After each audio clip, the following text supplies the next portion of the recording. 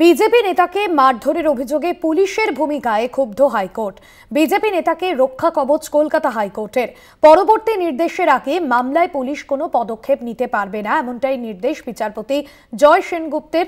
5ই ফেব্রুয়ারি পরবর্তী শুনানি রয়েছে। বিজেপি নেতাকে মারধরের অভিযোগে পুলিশের ভূমিকায় ক্ষুব্ধ হাইকোর্ট। বিজেপি নেতাকে রক্ষা কবচ কলকাতা হাইকোর্টের। পরবর্তী নির্দেশের আগে মামলায় পুলিশ পদক্ষেপ নিতে পারবে না, এমনটাই জানানো হয়েছে। বিজেপি নেতাকে মারধরের অভিযোগে পুলিশের ভূমিকা নিয়ে ক্ষুব্ধ কলকাতা হাইকোর্ট।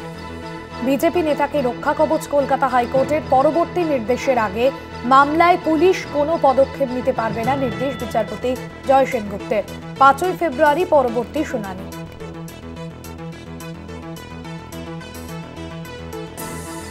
পীযূষ কান্তি নাগ প্রতিনিধি রয়েছেন ফোন লাইনে। পীযূষ কান্তি, এ বিষয়ে কলকাতা হাইকোর্টের ঠিক কি পর্যবেক্ষণ?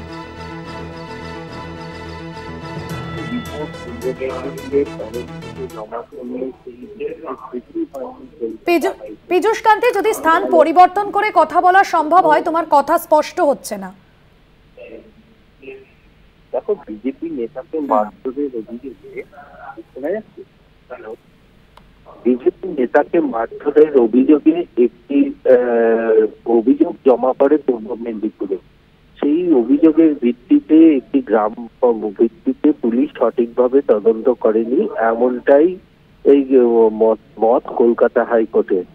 যখন এই বিজেপি নেতা পঞ্চায়েতের নির্বাচন সংক্রান্ত বিষয়ে অংশগ্রহণ করছিল, সেই সময় তার সঙ্গে ধস্তাধস্তি হয় এবং তাকে মারধর করা হয়। এরপরেই ওই নেতা থানায় অভিযোগ জানায়, কিন্তু পুলিশ কোনো ব্যবস্থা গ্রহণ করেননি।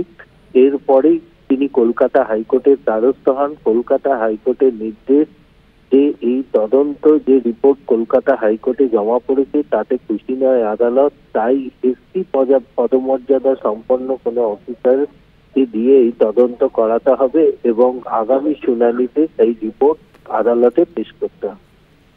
ধন্যবাদ পীযূষ কান্তি।